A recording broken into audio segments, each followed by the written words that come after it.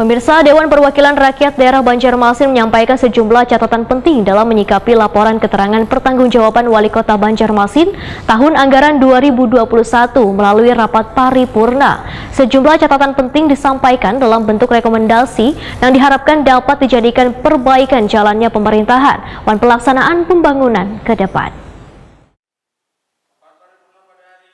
Dewan Perwakilan Rakyat Daerah Banjarmasin menyampaikan sejumlah catatan penting dalam menyikapi laporan keterangan pertanggungjawaban Wali Kota Banjarmasin tahun anggaran 2021 melalui rapat paripurna jelang tengah hari Kamis 21 April 2022.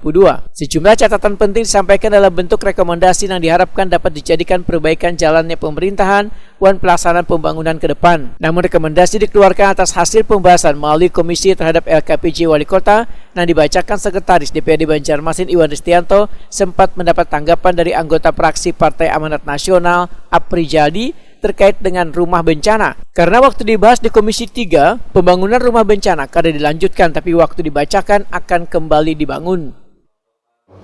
Di dalam redaksi ini dituliskan bahwa program pembangunan rumah bagi korban bencana itu untuk bisa kembali dilaksanakan. Padahal pada kenyataannya dalam pembahasan di komisi, kami menyatakan itu untuk tidak dilaksanakan. Kenapa? Karena pertama itu kemarin menjadi silpa bagi dinas terkait. Dinas Perkim itu menjadi silpa sekitar 11 miliar karena tidak bisa dilaksanakan.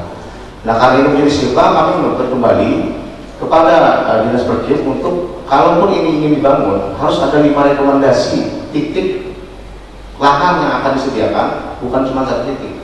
Karena tidak ketemu kemarin itu titik permasalahannya, maka Dinas Perkim dan kami memutuskan untuk ini tidak akan dilaksanakan di program-program berikutnya. Tapi tadi saya mendengar bahwa ini diminta untuk kembali dilaksanakan dalam rekomendasi LKPJ ini. Ini kan menjadi bertentangan dengan pembahasan kami di komisi. Jadi mohon itu menjadi catatan dan menjadi koreksi juga bagi redaksi dalam pembuatan laporan LKPJ ini.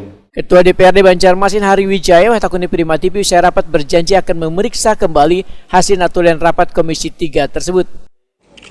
Jadi tadi ada instruksi dari anggota terhadap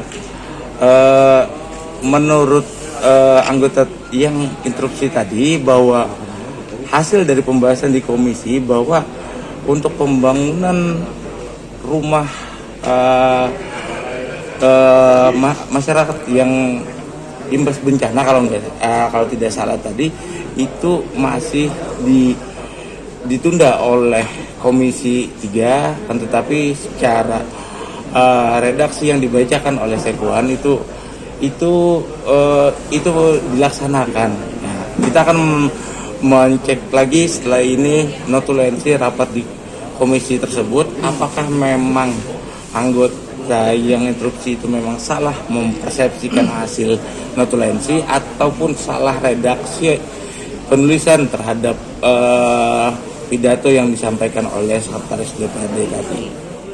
Wali Kota Banjarmasin Ibnu Sina menyatakan bila rumah korban bencana kada harus dibangun di 5 kecamatan. Karena sifatnya melihat peta bencana, pembangunannya pun harus menyesuaikan daerah yang dianggap rawan bencana serta disesuaikan dengan tata ruang Banjarmasin. Kemudian disesuaikan dengan lahan dan bisa dimanfaatkan gasan seberatan warga kota Seribu Sungai ini. Dan itu disesuaikan dengan peruntukan lahan. Jadi kalau misalnya satu kecamatan saja, ya boleh-boleh aja. Itu tidak juga mengurangi asas adil tidak adil, tapi yang jelas peruntukannya kan bisa dimanfaatkan oleh semua warga kota. Hanya tempatnya aja mungkin di selatan, tempatnya yang memungkinkan lahannya di misalnya lahan yang memang ada di timur, ya di timur yang dibangun. Pak, tapi memang sudah memungkinkan lah Pak untuk Banjarmasin ini harus bisi rumah itu? Relatif sih sebetulnya, karena seperti kasus COVID kan, kita bisa segera aja mengkonversi beberapa fasilitas publik, misalnya kayak kita punya balai sosial, itu kan balai pelatihan, ya. Tapi kan bisa dipakai untuk karantina COVID, jadi bisa juga dipakai untuk semacam shelter, untuk misalnya tanggap darurat bencana.